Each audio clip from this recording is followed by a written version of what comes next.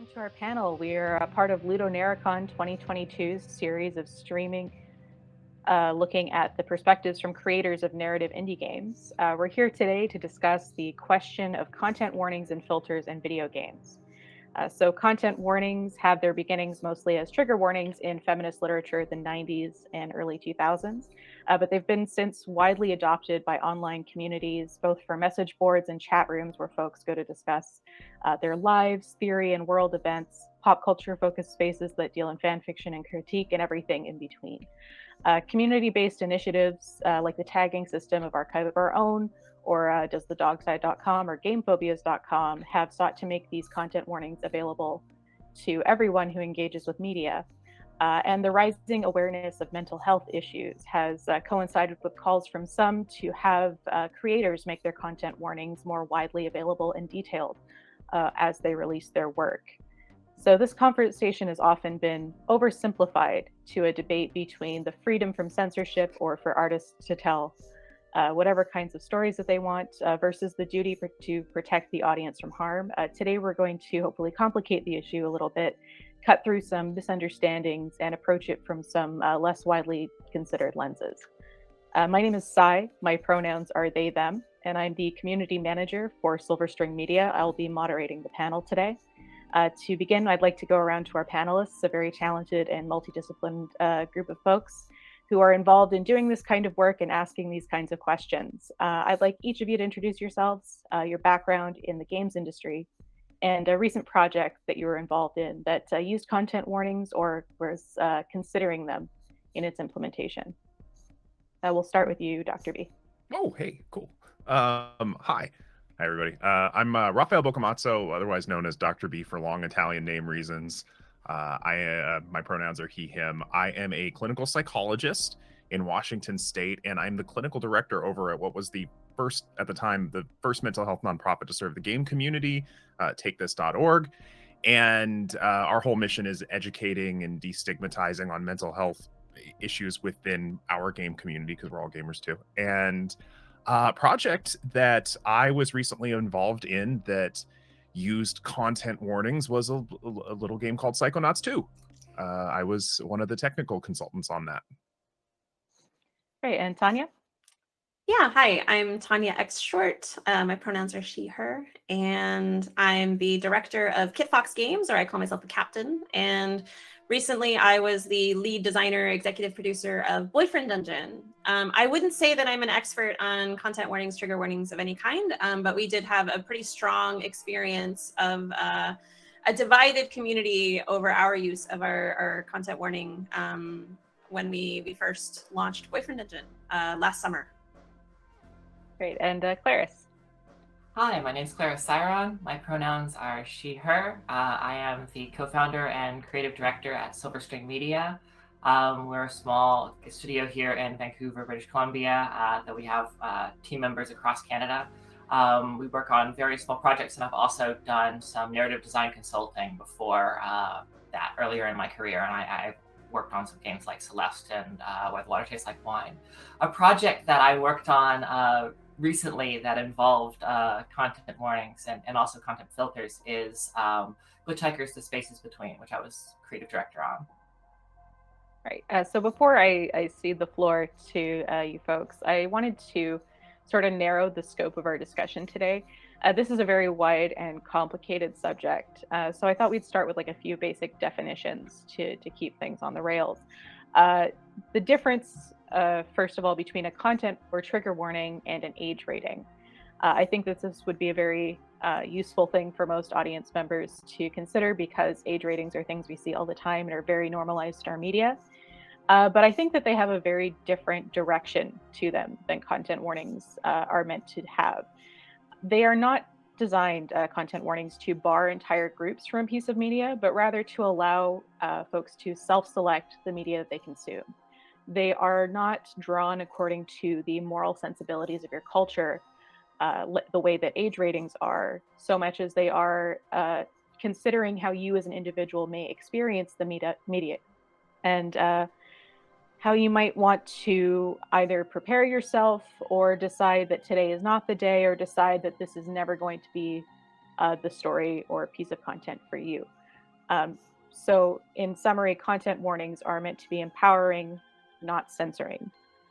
We're not going to get into what kinds of stories should be told or talk about the strict lines of what we should allow artists or content creators to make. That's a panel of its own.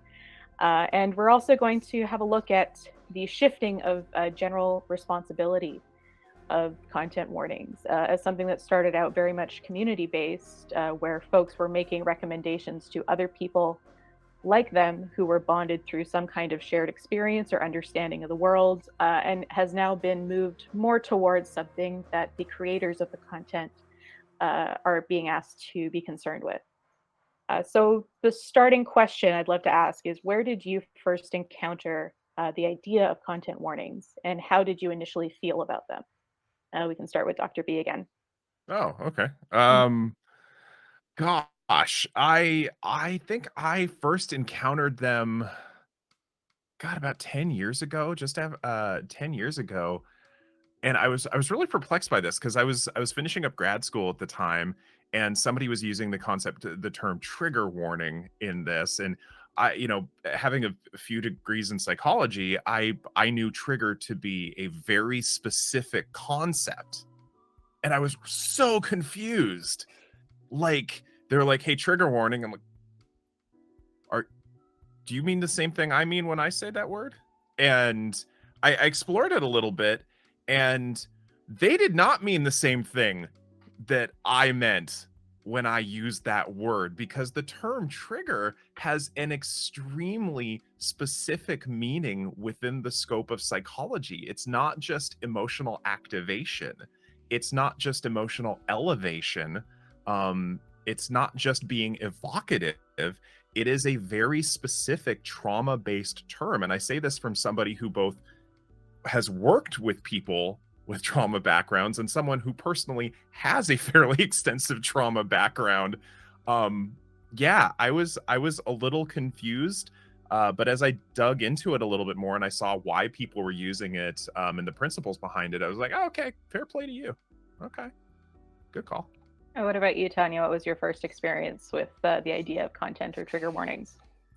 I actually couldn't remember what game it was. There was a game many years ago it was a horror game, I think, that had some kind of warning at the beginning of it. And I remember at the time being kind of dismissive. I do have a childhood we'll not discuss in too much detail, but no triggering myself. But I think my first real coherent opinion on content warnings was actually via Twitter, probably, I don't know, 8 or 10 years ago. I saw somebody write CW, and I had to Google a little bit to figure out what CW meant, but it was CW food. And I was like, what in the world?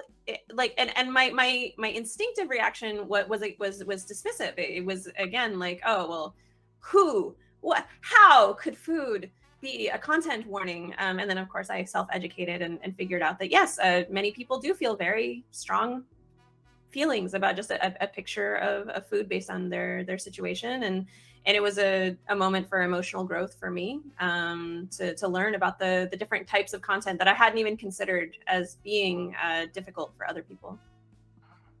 What about you, Clarice? What was your first sort of memory or snap assessment of content warnings? I've been trying to rack my brain for like a crystal clear moment where I think like was one of the early times when I came across this, but it all blends together. I think early on in my life and in my childhood, I was loved media and loved media from across a lot of platforms, and I was dabbling in fan communities, and not a ton in fan fiction, but a little enough to where I think I was getting exposed to content warnings.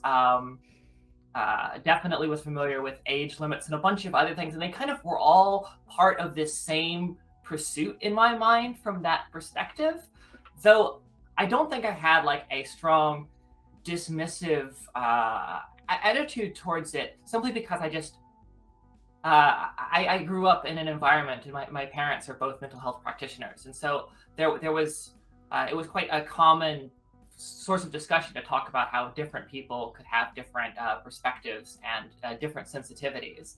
But it wasn't until I really started to look at games media and start to work in games media that I really started to pick apart how these things were all distinct, and really specifically start to think about how content warnings were useful for stories, and specifically bringing in that idea of empowerment and allowing people to self-select out of things. Great. So Dr. B, given that you're the resident psychologist for this discussion, we're going to put you a bit on the spot. Do you think that content warnings are helpful, and if so, for who? I mean, that's like asking anybody in a mental health field. My answer is going to be it depends. That's just the correct answer every time. Good night, everybody.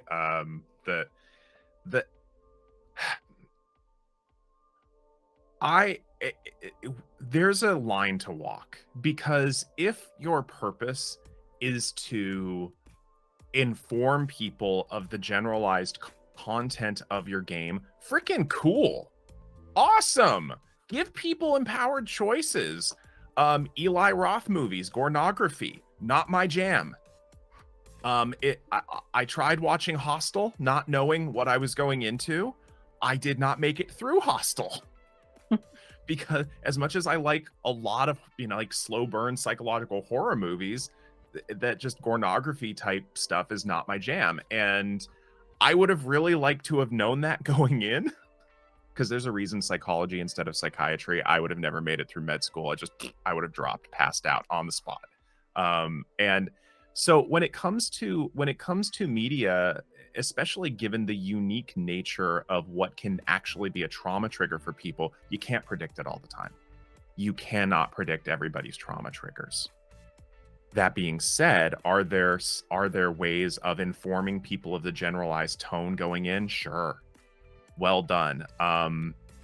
And I apologize. My coffee, it's 9:30 in the morning while we're recording this. My coffee has not fully kicked in. Can you remind me of the question again?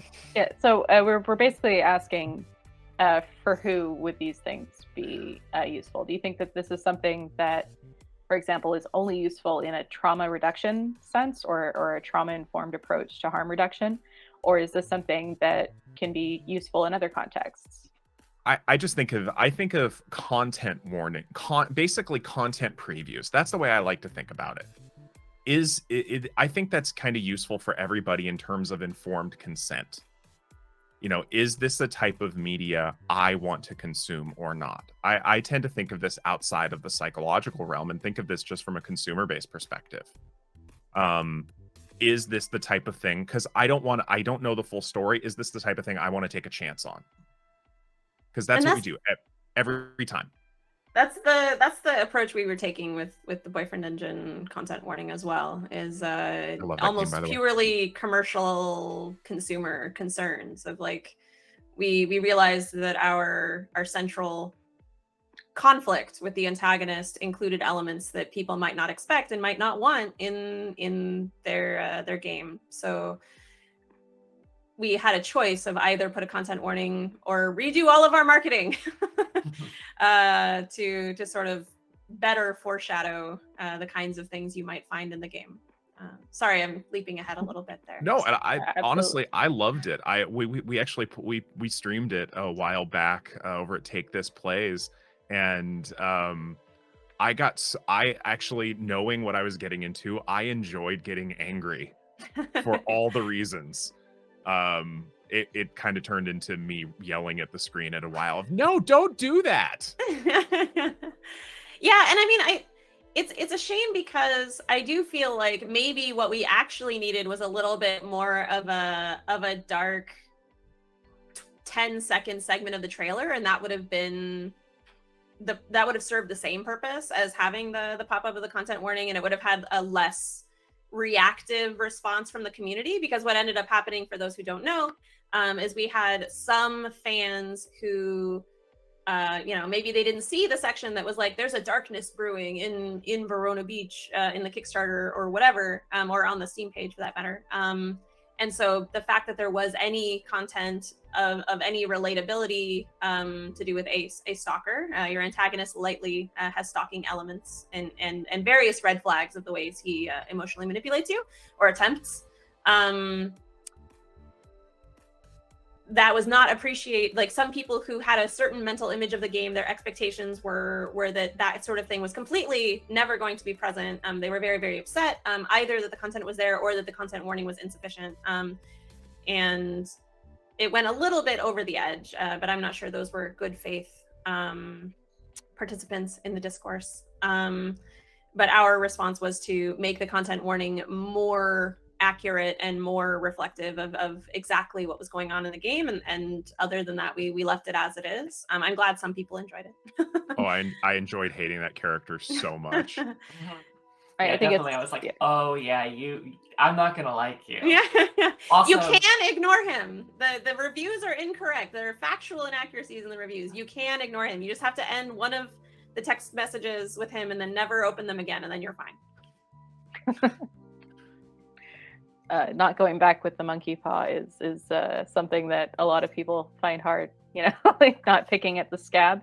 And I think that sort of leads into one of the underlying themes today, which is like, where does the responsibility lie? Does it lie with creators to put up guardrails so that there's absolutely no way for a consumer to be surprised by anything? Is it with the audience to read these content warnings thoroughly and really say yes or no to themselves? Is it about building opportunities in your game to walk away? Clarence, I know that when we were looking at Glitchhikers, we had a lot of these questions. What do you think were some of the things we tried to look, and especially looking at the Boyfriend Dungeon response while we were doing so? What are some of the things that you were thinking in the design of the Glitchhiker system, which is quite different? Yeah, well, just to talk a little bit about the game, like Glitchhikers is a bit of a strange entity in that it's really mechanically loose. It's about holding space for you, about creating this like dreamy late night journey on a commuter train or at an airport terminal or on a moonlit park or whatever. And a lot of the conversations were specifically cultivated to be open-ended and to be provocative of deeper thoughts and experiences that the player has had, while not getting so specific as to then start having people go, oh, but that's not my experience, never mind, like shut that down. We really wanted people to do a lot of navel gazing and introspection, and being aware that like this is a space where we're inviting people when saying this is nice and calm and soothing, and please have deep late night thoughts. And sometimes late night thoughts are pretty disturbing, whether they're just existential or whether they're about some really deep traumatic or triggering or difficult moment or experience we've had in our life. It doesn't really matter. They can be really hard. And so whether it's somebody who's a teen struggling with insomnia, which was definitely my kind of some of my inspiring experiences for making the game, and just being very aware that your mind is wired and ready to go in a negative direction, or whether it's somebody who is dealing with something that's really raw, and we're saying, hey, how do you feel about death or whatever. We wanted to make sure that we were really considering our obligations because the specific nature of the project. So I think, to kind of wind this back a little bit, I think from my perspective as a creator writ large, it really depends on the project, what you're trying to do. And also I think the nature of your communication via content warnings or anything else also really depends on what you're trying to achieve. I totally agree with everything that the other lovely panelists have said about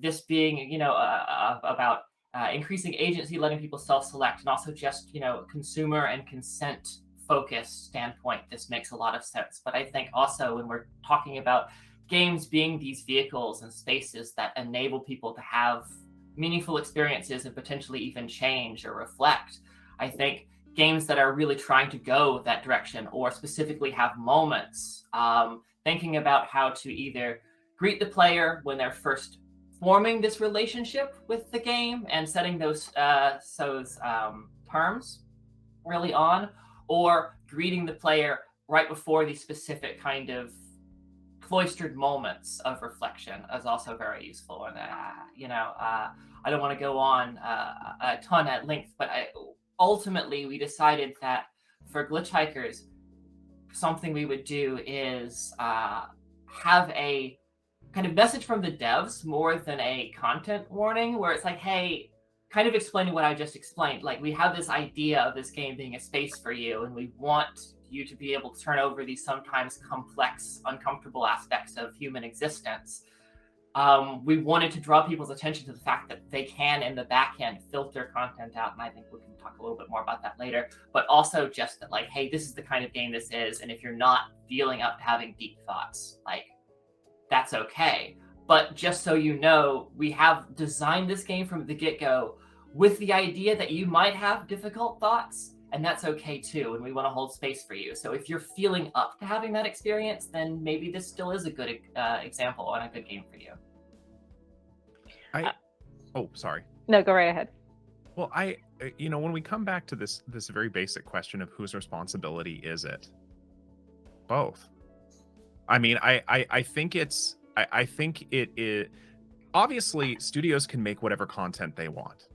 Okay. And some, as Claris did a really nice job of saying that some games are meant to be emotionally evocative or thought-provoking. And that's the intent of the makers. And personally, if somebody's making a game, I want to see a preview of I want to know what it's all about. I want a little bit of an understanding before I step into it, because the responsibility is also on me to be an informed consumer. And understand the fact that not every piece of media is made for me. Like, I mentioned Eli Roth movies. I am not going to go watch those because they're not made for me. That's not my jam.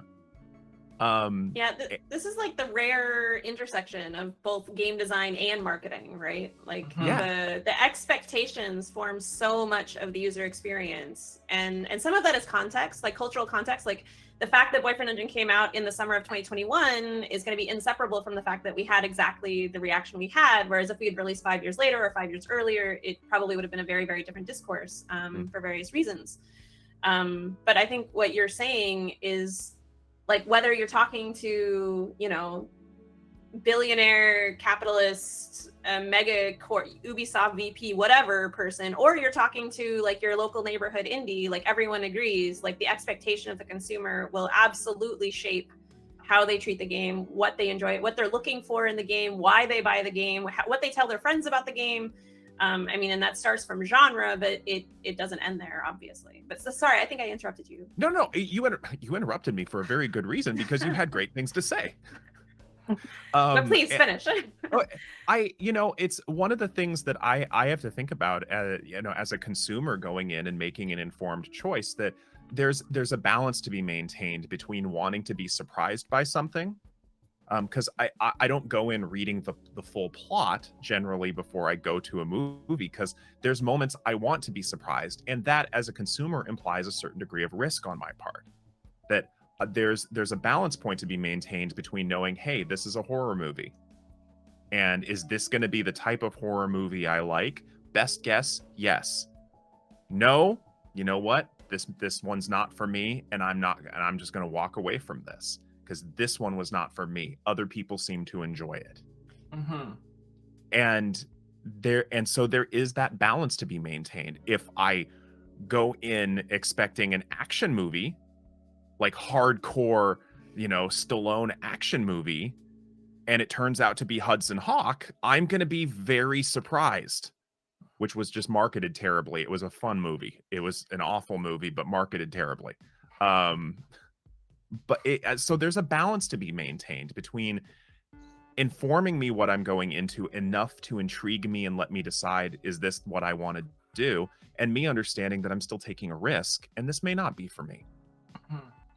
Just to go back to sort of the scientific landscape and what we're seeing being discussed in articles. Like there's been a huge, like we said, there's a culture war-ish this discourse that's happening, where it's either, you know, you're trying to stifle all creativity or coddle your audience too much, or you don't care about anyone's mental health or well-being at all, and you're just hoping that your audience suffers or are indifferent to their suffering.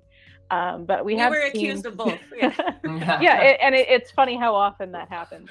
But we have seen a few articles discussing studies that seem to point to the idea that content or trigger warnings, while well-meaning, might actually center trauma too much in someone's self-identity or make them more anxious when they come into contact with it. Now, obviously, these studies have been interpreted by journalists and not psychologists or scientists, so we'd love to turn it over to you. We've sent you trigger warning empirical evidence ahead, and also helping or harming the effective trigger warnings on individual with trauma histories, which we can link in our description of the event for anyone who's interested. We'd love to get your take on if these are reasonable readings of the situation, or if there's some discourse on the other side that points more to the helpful effects. I've seen there's very limited research. Oh, by the way, on this. Okay, and this is something that's come up behind the scenes, and we've talked about it. Take this on multiple occasions, and there's pretty limited research at this point. And some of the research says it's harmful, some of the research says it's helpful. But in every case that I've seen so far, there's a difference between mathematically significant results and practically significant results. Like if I go out and I do a medical study on the effects on heart health, and I find that there is a mathematically significant difference that's made by me playing video games 3 times a week, because, you know, certain games, they're gonna get the heart pumping a little bit, and there's a mathematically significant difference it makes in my long-term heart health, but I find out that difference amounts to like 1% in real life. There's a balance to be maintained here. So the research that I've seen so far, regardless of which direction it points in, there might be mathematical significance, but the practical effects are real low. And so the message I take away from all that is, okay, it's a mixed bag, not showing a lot of effect one way or the other, so let's talk about this differently, which is why I tend to talk about it as informed consent,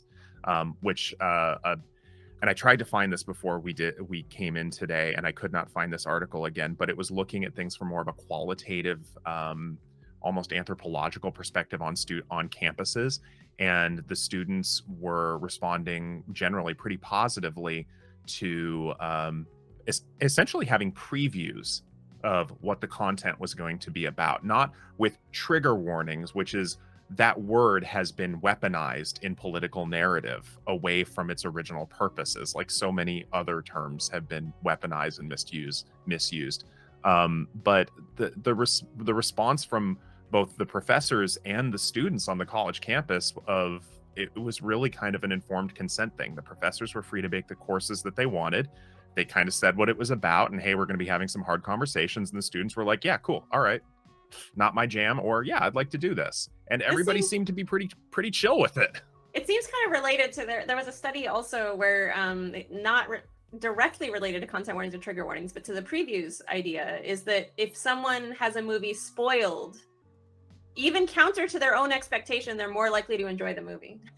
Really? Yeah. There's a study that it like significantly improves their impression of the movie, even if they are the type of person that thinks they don't want movies spoiled for them. I want to find that study now because I get so angry at spoilers. Well, we'll definitely have to exchange some after the call and make sure that it's available once we put this up. But like, I want to talk a little bit about content filters as they're used both like in Glitchhikers and Boyfriend Dungeon. Starting with Tanya, like when you shipped the game, there was the content warning, which included the information about the stalking subplot in Boyfriend Dungeon from release. To be clear, to correct some misunderstandings that might have happened in the public discourse. But you also had an option to opt out of texts from mom in the game. Which led some folks to maybe say, well, why don't you have options to opt out of other things? But I'd love to just, before we get into to the back and forth of that, understand why you thought that might have been important for the story you were telling, or why you wanted to make that available. So I have a very good relationship with my mother. I thanked her in our GDCA award speech because I feel like she was a single mom, and she was very important in my life. And a lot of the moments that people tell me were really wonderful from her in the game are based on actual conversations I've had with her. However, during the production of Boyfriend Dungeon, I saw a Twitter thread. Two things happened. One, there was a Twitter thread from a few prominent, I guess, thought leaders in game development. I think it was Lee Alexander and Meg Giant had a thread that was talking about how they wished Animal Crossing, I believe, didn't have letters from mom because it stresses them out a lot for various reasons. The second thing, I had a team member whose mom passed away during the production. And both of these things together pointed to, like, not everyone will experience this content the way I do, and it's not central.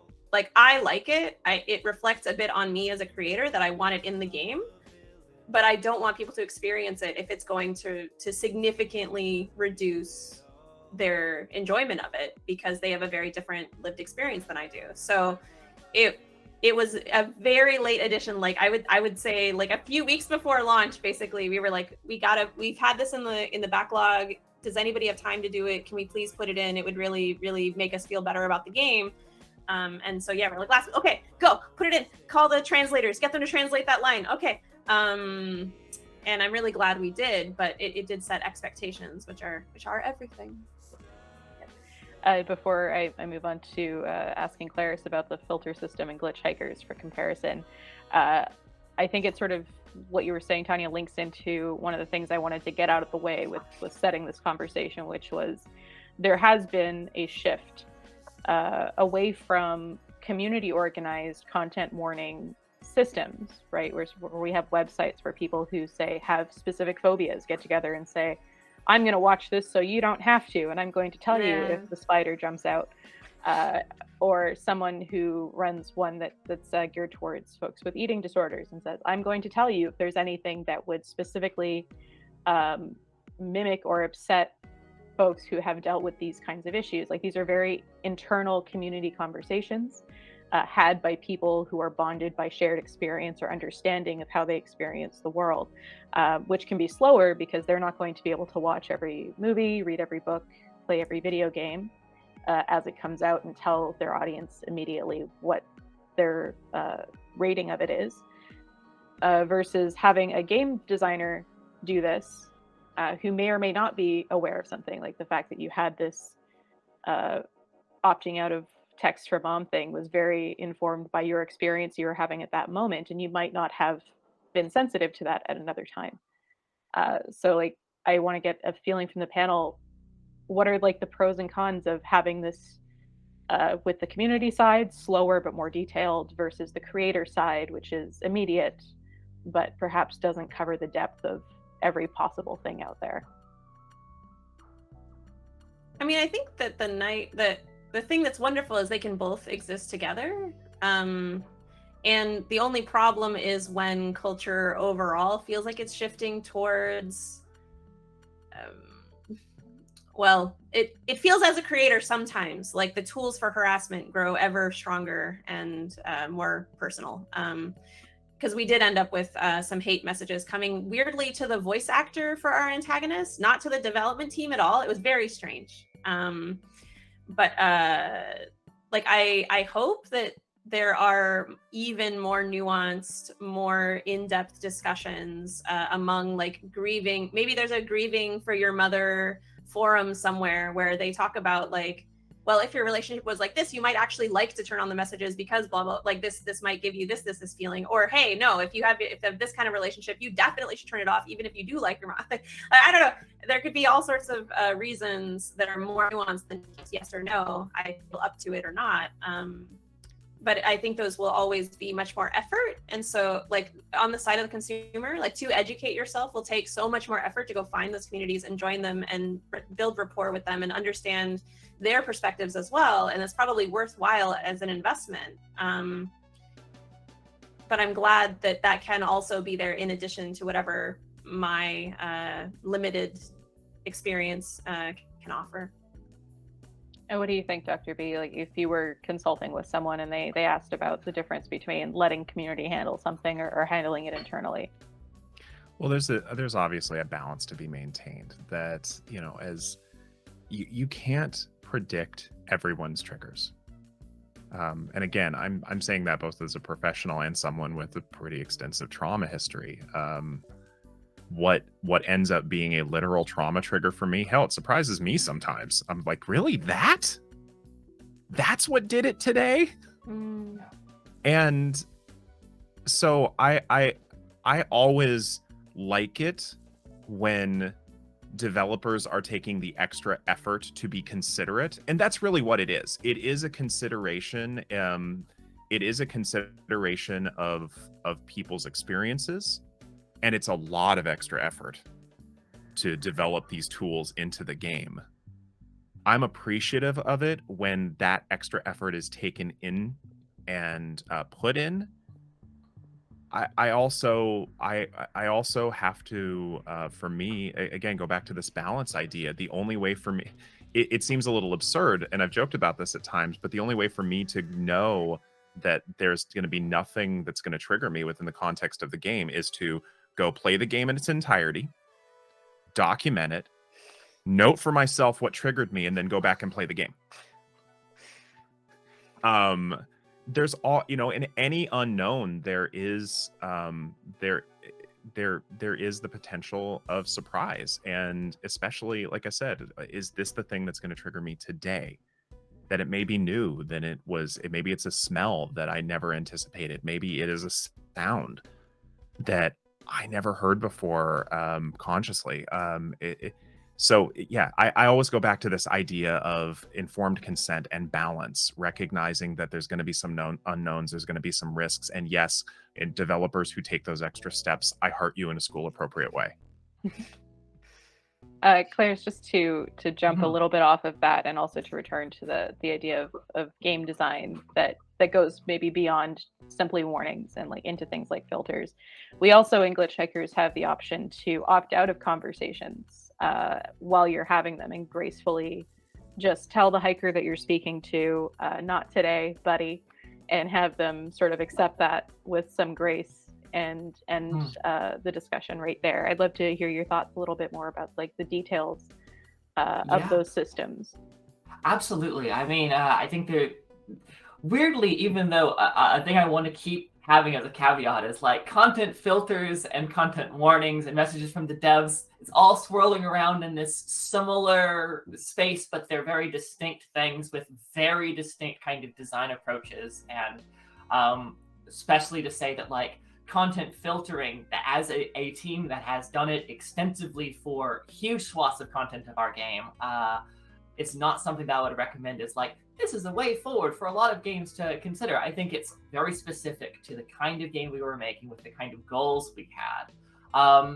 And wanting ultimately this to be like, the thing we're making is a safer, more empowering space for people to have introspective time. And because of that, giving people the agency not only to turn things off. So we have a content filter for death and grief. We have one for suicide and nihilism. We have one for abuse. We have one for substance use. And we have one for body horror. And this filters out VO lines from our radio DJs, as well as written lines in conversation with our hikers, as well as sometimes like actual props. We have a character who likes to smoke joints and maybe hotbox your car. And you could be like, hey, that's really unsafe. Don't do that. That's stressing me the hell out. And she'll be like, yeah, sorry. And like, that's super way overboard. So just about setting expectations, like this was a very specific thing that we kind of, do we need to consider this? Okay, we are considering this. This is really huge. Are we willing to put in this effort? Would love to hear from our audience. You know, the game just came out not too long ago, how well this is received. But I think just about creating this sense of empowerment that you, like, there's this space that has all these topics in it. And we kind of always imagined our content a bit like a tarot deck, where like it randomly draws these cards and they have all this thematic and narrative meaning, and that has a lot of stuff that might trigger things, like not trigger, but like spark things in the reader and the player. And so wanting to have people be able to be like, I'm just not death card, get out of here. I don't want you today. In my tarot reading, giving people the agency for that, but also modeling good behavior. Because how often do we really get a chance to say, you get up the courage and say, hey, I can't have this conversation right now. It's really hard with a friend who might be struggling and we want to be there for them. And then they say, despite their struggling, hey, you know, I really love you and I really appreciate the effort you've already given me. I don't want to take any more of your space. Please take care of yourself. Let me know if there's anything I can do. Like, that grace is really wonderful. And it's wonderful to know that that is a possibility in the world. And we wanted to give our hikers a chance to model that. So you can just escape out of conversations halfway through, because to the points that have been raised, I think by everyone here on the panel, it's that you never know exactly what is going to be the thing that triggers people, that engages their sensitivities, as well as just they don't even know that necessarily. So at the end of the day, we were talking about, like, how do we create this safer space for people to that they can control and set up for themselves. We also realized that we were never going to be able to have a good enough safety net, even with all of these features. And so we needed to give people like an ejector seat. But which I think, honestly, Sai, you were the one advocating from the very get-go that no matter what we did and no matter how hard we tried, we were going to ultimately have to have an ejector seat. And that was indeed the case. So props to you. Just being able to say, like, hi, I didn't realize that this conversation was going to go in this direction, or I didn't realize that when we were going to talk about death, which is a totally general thing, you were going to talk about the death of a kitten in your arms, which is very specific to my particular trauma story. So I can't right now. I am like inconsolable. This just hit me. I need a moment. Please stop. And then again, also this game is about holding space for you. So then the hiker leaves and you're left with this space that you can feel your feels, and then hopefully have another conversation that helps pull you in a different direction. So really thinking about ultimately how we wanted the audience to interact with this, what we wanted them to get out of this, led us down this path. But it is a really complex one that was like, I can't imagine many projects other than ones that are trying to do similar things to what we were doing with Glitchhikers that would get a lot out of broad spectrum content filtering. And I guess something to speak to the earlier question that everyone else was mentioning, just about like, I think that for creators, we have the benefit of knowing what's in the game, but we lack that more specific experience within the communities, right? So from a generalized standpoint, we do have the ability, if we have the scope and the bandwidth, and that is a question, because making games is extremely hard, and anyone who makes a game and it actually runs at the end, like, you did something incredible. Well, it sounds like you made like 8 different games with all those changes. Yeah, well, weirdly also, Glitchhikers is basically 4 games in one. But I think that the generalized approach of like devs, they know what's in the game, they can come at that, is part of the solution, but it's always going to be super generalized. And it's likely going to require tweaking as the commentary from these pockets of our audience that have this specialized knowledge, these more specific experiences. Because also there's something different from me going out and hanging out on forums for a particular like trauma response or a particular issue, and learning a whole bunch about like what are the common stereotypes for this particular like experience.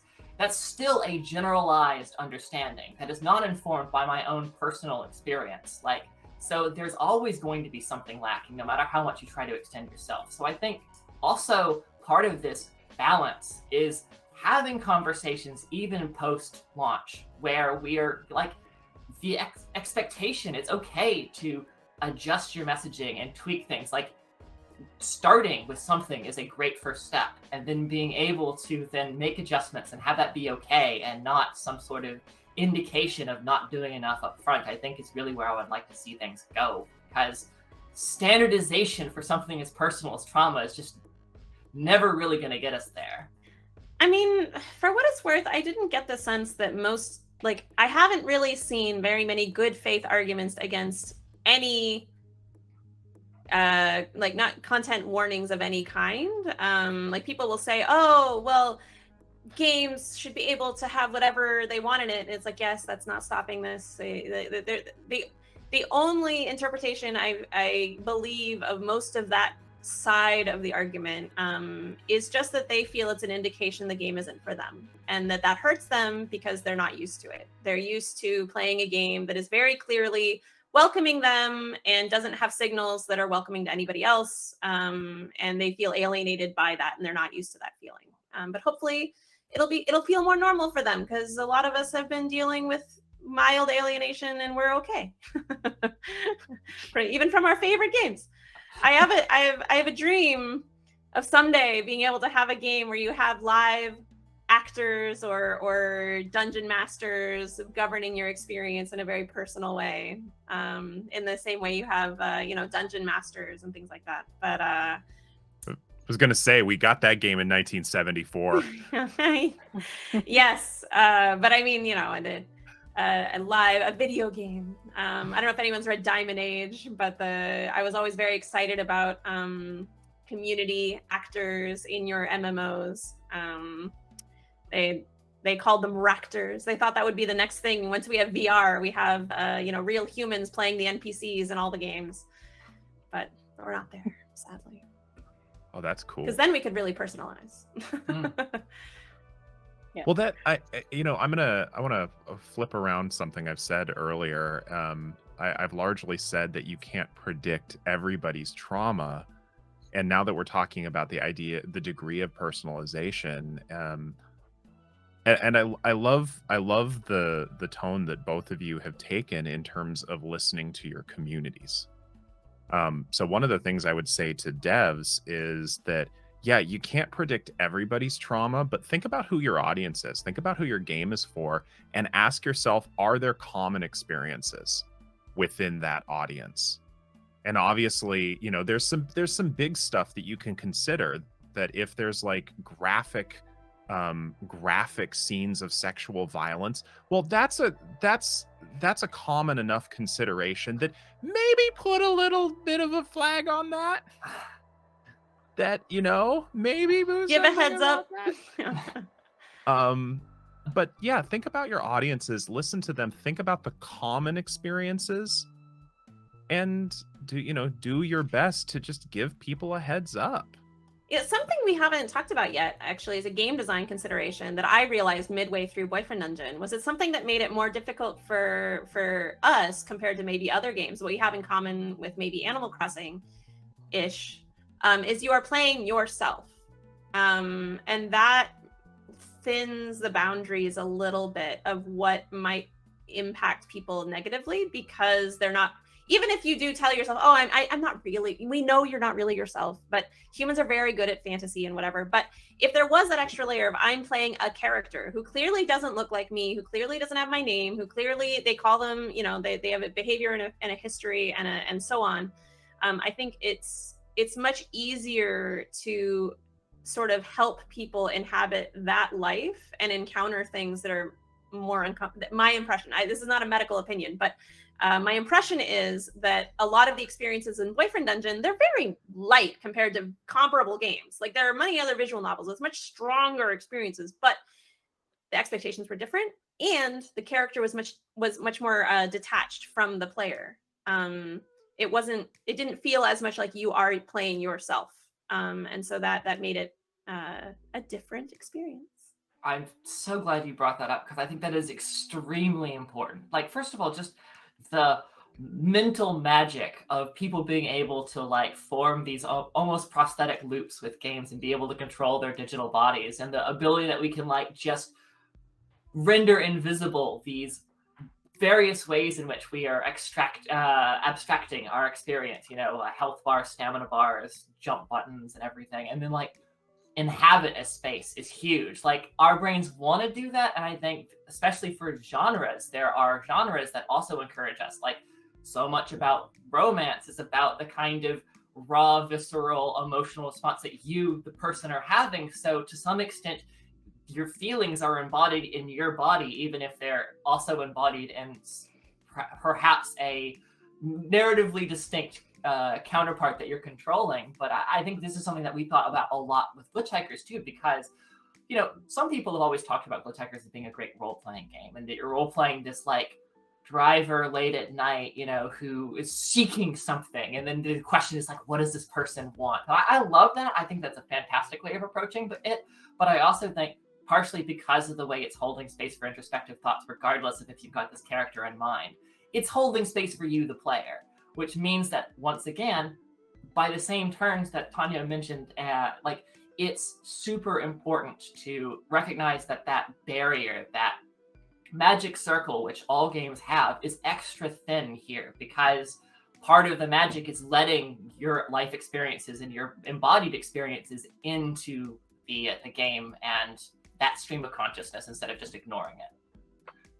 Gosh, I actually hadn't thought about the degree of ability to externalize experiences in terms of game design as sort of a mediator on all of this. That's such a good point. I'm thinking about and also the purpose of the game. Like I have loved Destiny in the last couple months, because I've had some hard stuff going on in my life, and so the idea of basically this fantasy wish fulfillment of, yes, save things, blow everything up, and this is not me,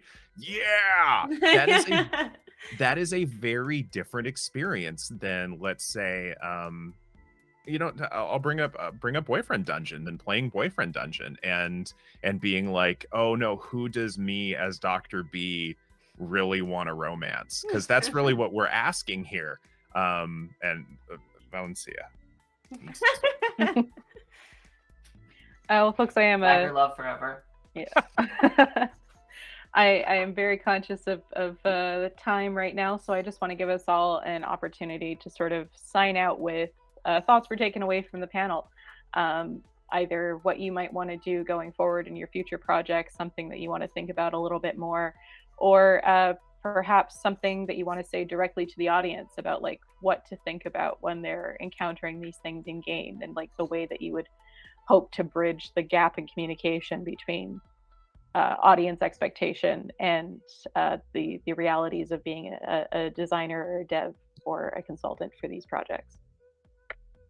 We'll start with Dr. B. We'll go in the same order. Oh, okay. I'm going to reiterate a lot of the same stuff I've been saying, that, game designers, think about your audience, think about the purpose of your game, and think about how best to inform people going into your game about maybe not the minutia, but the types of experiences and the type of game it's going to be. Think about their common experiences, and if you need to give an extra, flag or heads up that this is the type of thing you may experience, cool, do your best to do that, knowing you can't do that, the minutia, for everybody. And audiences, know that not every game is going to be for you. Maybe that game you've been looking forward to for a few years. Sorry. Yeah. Even your favorite band's going to have a crappy album. They had their experimental phase. Ugh, hate it. Yeah. Tanya?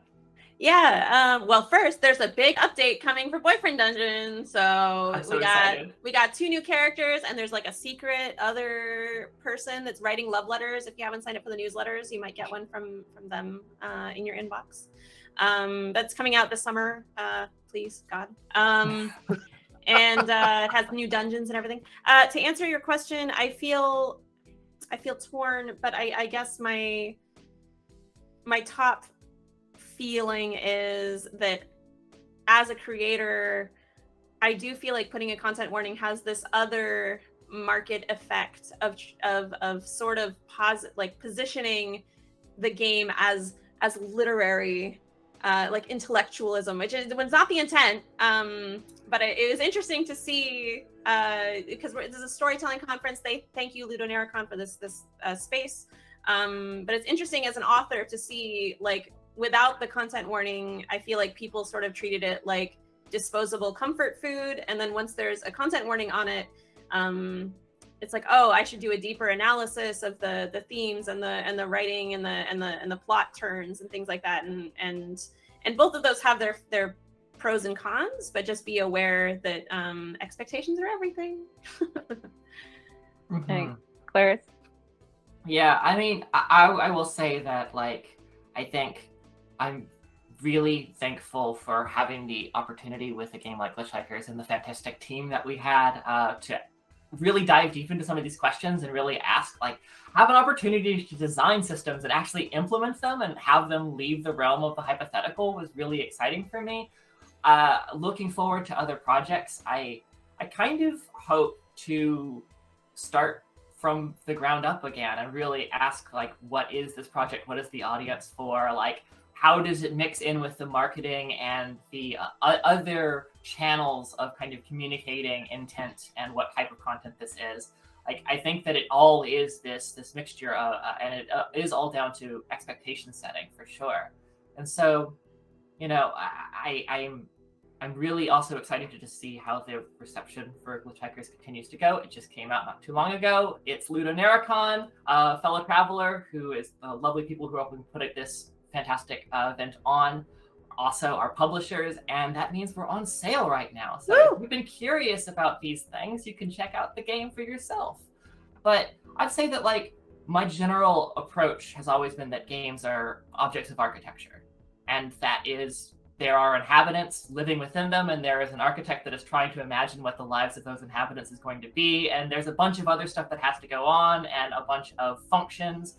But ultimately, this is, like, there is this weird, like, handover where it goes from being our beautiful idea baby to the place where you live, and there is, like, a changing conversation that happens there, and devs should be able to be good stewards of the spaces they create, but it's also a huge amount of work, and there's always financial and just, like, time-based realities of that. So it's also a conversation, and I think pushing this conversation forward and just encouraging people to always remember that, like, at the end of the day, if somebody has a content warning, or honestly, most devs, even if they don't, they have given this stuff thought. They have considered what sort of impact they want their game to have. And I think for especially the folks that have done this, we want to hear how we've done, but we also want to make sure that it's understood that this process of learning how to make games and how to design digital spaces for people to spend their time in is an ongoing one, and we're always learning more. And as players are discovering new genres and there's more games than ever, we have a lot more opportunity to try different approaches. I think that rather than trying to rush down to one standardized approach, we're looking at how different approaches in different contexts are extremely effective is the way, as a community, we move forward. Wonderful. Well, thank you everyone for joining us today. We hope you enjoy the rest of LudoNarraCon. Check out the other chats, the other panels going on. Look at all the great sales and demos. Thank you to fellow traveler, and thank you to our panelists for joining us today. I hope that it was informative, and you guys have a great day. Thank you. Thank you Thanks so for much. having me.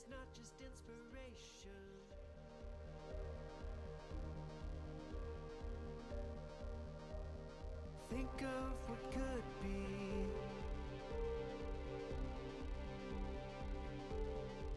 If you could simply leave your station.